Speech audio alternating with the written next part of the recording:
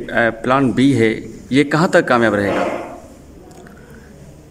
यार कुछ तो जो बी है ना, कुछ मुझे खतरात नज़र आ रहे हैं।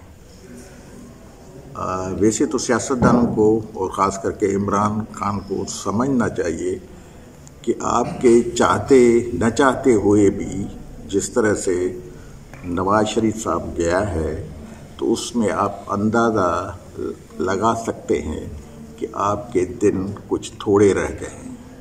वैसे भी तो मैंने 1.5 साल पहले ही कहा था 2020 में इमरान खान नहीं होगा और होगा भी नहीं। ये मैं नहीं कह रहा हूँ कि इलेक्शन होगी, ये कह सकता हूँ कि रिप्लेस किया जाएगा। मुझे 2020 में इमरान खान मैंने इलेक्शन के 3 दिन के बाद कहा था कि नज़र नहीं आ रहा है।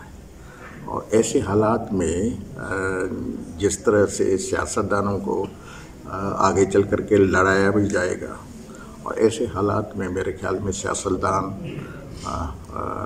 अक्लमंदी से काम करें तो बेहतर है।